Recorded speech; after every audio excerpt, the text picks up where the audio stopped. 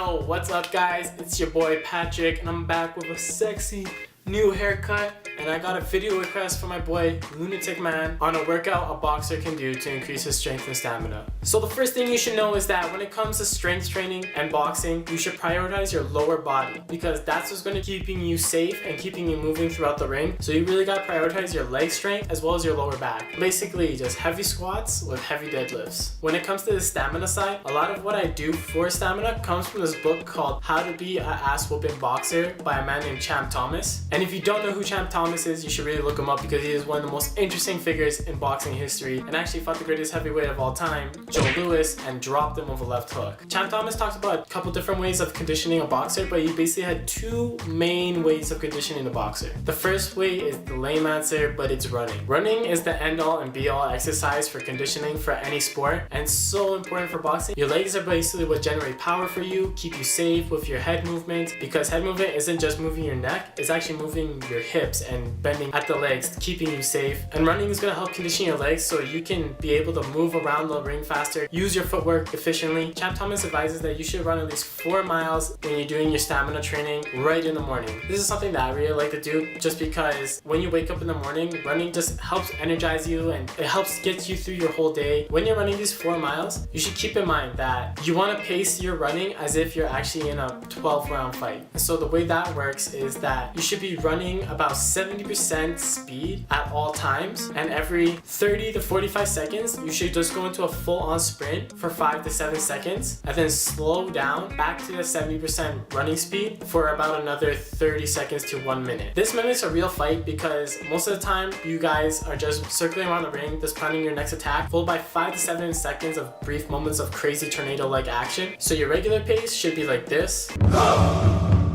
followed by pinches of this about every 30 seconds for 5 to 7 seconds. But don't run like this, like really weird and slow and like at a pace that doesn't push you, because I see so many athletes do this. They look like an old person who's just getting the speed walking. The next exercise is shadow boxing. Shadow boxing is really nice because it helps build up confidence and flow. And I actually did another video all about shadow boxing and the 3 things that you should be always keeping in mind while shadow boxing, and you can watch that right here. Now the next exercise is punching the heavy bag, and this one drives me crazy when I watch other people do it because you see the people who just swing as hard as they can at the bag for about 10 seconds and they think they're hot shit, but they're actually dog shit. When you're punching a heavy bag, don't punch it as hard as you can for 5 seconds and blow your load. What you should be really doing is treating the heavy bag as if it's a real opponent. So when you're punching the bag, you want to be building good habits. Such things as moving your head after 1 or 2 punches. You also want to be pivoting and angling off of the bag as if it's a real opponent to set up your other punches. Set up the heavier punches with smaller punches. Pushing the bag, throwing a lot of feints and fakes at the bag as if it's a real opponent who's reacting to your fakes to open them up. The next exercise is jump rope. Pretty self-explanatory. It's just an explosive movement that you do over a long period of time, which is going to help condition your lungs as well as your legs to keep you in the fight. So the next really big one, and the one that I think is the best exercise for conditioning a fighter, is sparring. You're training to fight somebody, and that's exactly what you're doing. You're fighting somebody. Not only does it condition you, but also help you actually make game plans in your head rather than just being a wild brawler. It also shows your bad habits. So what I mean by this is when you're feeling fresh and crisp, that's when you look the best. That's when you're slipping all the punches, countering everything, being 3 steps ahead of your opponent. But when you're tired, that's when the cracks in the armor start showing. That's when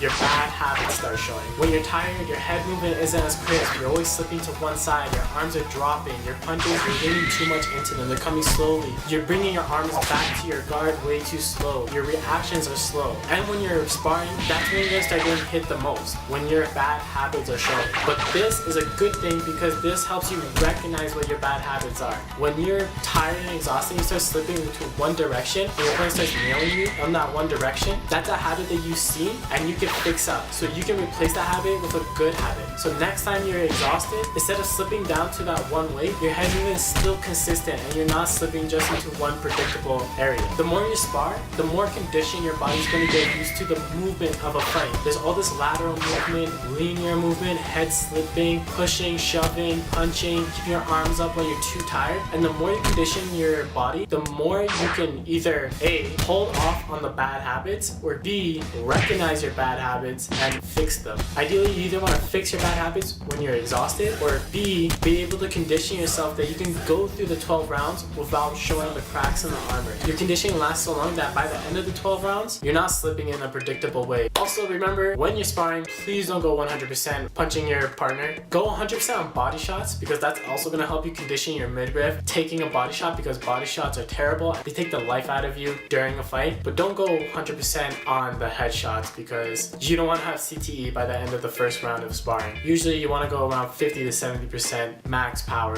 at best. Ideally, this is what your stamina and conditioning workout should look like. If you follow my guidelines and the Champ Thomas guidelines, it should be a 4-mile run where every 30 seconds you go into a 5 to 7 second sprint and then take another 30 seconds off, a 3-round shadow boxing session, 3 rounds of the heavy bag, and then 3 rounds of jump rope, followed by 8 rounds of sparring once you're already tired, to help clean up the bad habits. We're conditioning yourself so much that when you do the 8 rounds, your bad habits are not showing at all. There you guys have it, a workout that helps you become a stamina, endurance, conditioned boxer. I hope you guys enjoyed this video. Like the video if you did. Subscribe to the channel if you want to see more content like that. Let's try to get to 50 subscribers. We're so close to that. We're so close to that benchmark. Let's make it happen, and comment down below your favorite endurance workout for combat sports. It could be anything: boxing, jiu-jitsu, wrestling, anything. Make sure to follow me on all my social media outlets. Instagram is PatPaj, Twitter is Patrick_Pajda, Snapchat is PatPaj, and you can even email me any questions you have about fighting, fitness, or even your personal life at patpajfight@gmail.com. Also, if you want to get this amazing book called How to Be an Ass-Whooping Boxer by